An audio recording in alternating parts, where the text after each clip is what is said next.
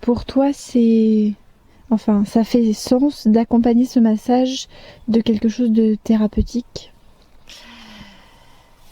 Alors, dans la pa- moi je reçois des personnes qui viennent en massage ou qui viennent en thérapie. Et c'est pas du tout noir et du tout blanc en fait. Il y a des personnes qui viennent se faire masser pour se détendre, mais je laisse un peu de place à l'écoute. Je laisse de la place à l'écoute verbale quand la personne arrive, pour qu'elle me dise comment elle se sent, ce qui se passe pour elle.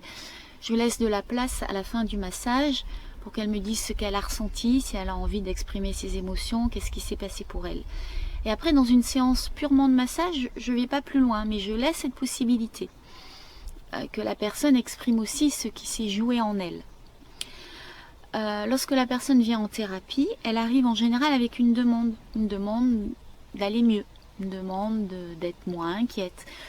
Ça peut être une demande corporelle, ça peut être juste du mal au dos, mais ça peut être une demande aussi d'angoisse, une demande de venir résoudre des choses qui se sont passées dans son enfance et de voir qu'est-ce que le corps a emmagasiné et comment le corps il continue à répondre. Donc dans une séance de thérapie, sur 1 heure à peu près, il y a d'abord un temps d'écoute corporelle où la personne amène ce qui est pour elle lorsqu'elle arrive. Elle peut avoir préparé, mais souvent, au bout d'un certain temps, elle n'a pas préparé, c'est ce qui se passe dans l'instant qui est dit. Donc je l'écoute, je reformule, je lui fais remarquer aussi ce que je vois d'elle, si elle bouge les mains, si elle vient serrer, s'il y a une émotion. Je lui dis là, qu'est-ce qui se passe? Est-ce qu'il y aurait de la colère? Comment tu te sens? Il y a des pleurs, qu'est-ce que ça vient évoquer? Je l'interroge aussi sur c'était quand la dernière fois où vous avez ressenti cette émotion? Qu'est-ce qui s'est passé dans son enfance si elle a envie de venir revisiter une partie de son enfance? C'est petit à petit, c'est vraiment à son rythme. J'observe aussi quand la personne, il me semble, quand la personne ne veut plus, quand il y a quelque chose qui revient au mental et qui revient à verrouiller en fait. Et du coup, ok, c'est que c'est pas le moment, ou que pas encore, ou jamais. J'observe ce que ça vient me faire et je peux aussi par moment lui restituer ce que ça vient me faire. Là, je suis émue par ce que vous venez de me dire. J'ai l'impression que il y a la petite en vous qui est en train de parler.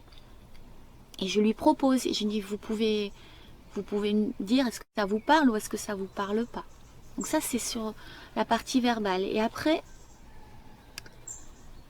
il y a un moment où je peux proposer un temps corporel. Dans une séance type, il y a un temps verbal, un temps corporel et un temps verbal. Mais il n'y a pas que des séances types. Ça peut être beaucoup de corporel ou beaucoup de verbal. Ça dépend aussi du besoin de la personne qui arrive. Dans ce temps corporel, la personne, elle peut s'allonger sur la table ou elle peut rester assise. Si elle s'allonge sur la table, donc c'est à nouveau la table, c'est son espace, c'est son univers. Je viens, entre guillemets, je vais dire la masser, je viens la toucher et j'observe aussi qu'est-ce qui se passe, comment elle réagit, si elle se mobilise, si elle reste figée, s'il y a des émotions. Je peux aussi l'interroger verbalement dans ce temps. Si je vois une respiration qui s'amplifie, je lui dis là, qu'est-ce qui se passe pour vous? Je vous vois respirer. Qu'est-ce qui se joue? Qu'est-ce que vous sentez? Où en êtes-vous dans vos sensations, dans vos souvenirs, dans vos émotions? Je peux me taire. Si la personne parle, je peux aussi l'écouter en la laissant parler. Donc cette séance corporelle, lorsqu'elle s'arrête, lorsque je quitte la personne et que je m'éloigne un petit peu de la table, je laisse le temps à la personne pour revenir à elle. Et la plupart du temps, c'est elle qui décide de se remettre à parler. Alors souvent c'est merci, ça m'a fait du bien, ou pas toujours. Souvent il y a ça. Et après c'est ok, ça m'a fait du bien, mais qu'est-ce qui s'est passé? Qu'est-ce que ce bien? Où vous l'avez ressenti? À quoi ça vous a amené d'aller un petit peu plus loin pour conscientiser ce qui s'est passé, verbaliser ce qui s'est passé, ce qui s'est dit dans son corps. Je me souviendrai toujours d'une fois, Ondine, elle avait terminé sa séance, les bras en croix, comme ça, écartés de chaque côté de la table, elle était allongée sur le dos. Et ses premiers mots, c'était eh bien, à droite, il y a ma grand-mère qui me protège et à gauche, il y a ma grand-mère qui m'accompagne. Voilà, donc c'était comme si elle revenait à la petite Ondine avec ces deux figures maternelles de grand-mère qui étaient celles qui ont pris soin d'elle, qui étaient ces figures d'attachement, qui lui ont permis de grandir en fait en sécurité, en étant comprise, accompagnée, protégée. Donc c'est ça qu'elle remet. Donc en fait en thérapie, sur la table, il y a moyen de revivre des choses qui ont été agréables ou aussi désagréables. J'ai une patiente par exemple qui a beaucoup de mal à se mouvoir sur la table, à laisser la place parce qu'il y a un figement. Ce figement, moi je le sens en tant que masseuse, mais je ne vais pas outre, c'est elle. Quand je masse ses jambes, elles sont tendues, quand je vois ses poings se serrer des fois. Et du coup, au fil de la thérapie, elle en prend vraiment conscience et ce figement, il vient résonner à une histoire qu'elle a eue dans sa vie, à des touchés qui étaient pas respectueux. Et c'est comment aujourd'hui c'est une grande, c'est une dame. Comment aujourd'hui le corps, il réagit encore. C'est ce qu'on parle de traumatisme et de troubles post-traumatiques, de stress post-traumatique. Comment le corps, il a mémorisé une façon de réagir qui était certainement la meilleure qui soit au moment où la personne elle a subi ce stress, ce trauma, mais qui 10 ans, 20 ans, 30 ans plus tard, le corps continue à réagir parce que c'est la manière dont il a appris. Comment désapprendre, comment apprivoiser son corps pour désapprendre cette réaction primaire qui est le figement par exemple, qui est une réaction quand on a un stress. Soit les animaux, vous voyez une souris, quand le chat arrive, elle fait la morte, c'est une réaction primitive, c'est archaïque, ça permet aussi de nous sauver.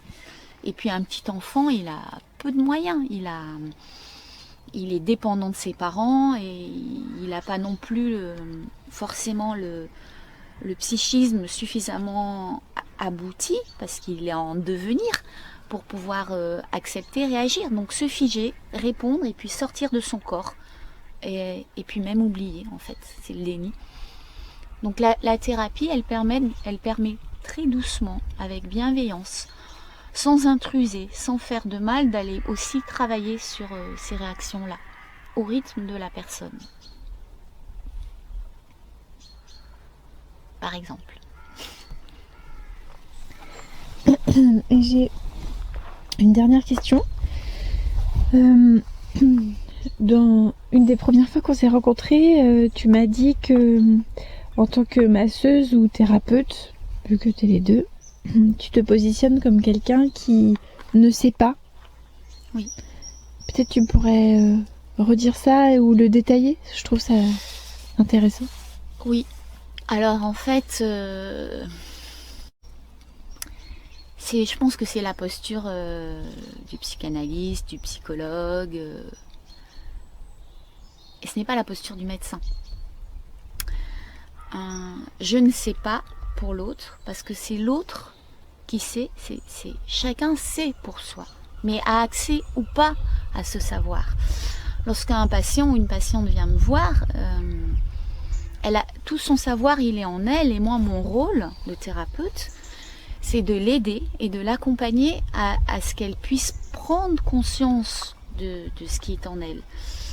Et je peux faire juste un parallèle aux théories psychanalytiques et métapsychologiques. En fait, on est constitué d'une partie de nous qui est inconsciente, Et la thérapie permet au patient, à la patiente, de venir un peu plus libérer des parts inconscientes d'elle et qu'elle va pouvoir venir conscientiser et du coup devenir quelqu'un de plus autonome parce que moins dépendante de ce qui se passe inconsciemment en elle. Donc de devenir quelqu'un de plus libre. Donc dans ma posture de thérapeute, si moi, en tant que thérapeute, je sais pour l'autre, je ne lui permets pas d'accéder à son savoir. C'est tout ce que je peux lui dire n'aura pas de valeur si ce n'est pas elle qui en a la révélation. Donc ma posture de thérapeute, c'est de l'aider à découvrir ce qu'il y a en elle. Mais ma posture de masseuse, c'est aussi permettre à la personne de s'exprimer sur la table et d'arrêter d'attendre qu'on lui dise ce qu'il faut faire et juste de recevoir. Et en fait, c'est une posture de vie. C'est savoir soi-même dans la vie où on veut aller, ce qu'on veut faire, comment on est libre, sans attendre que l'autre nous dise ce qu'on doit faire et ce qui est bon pour nous.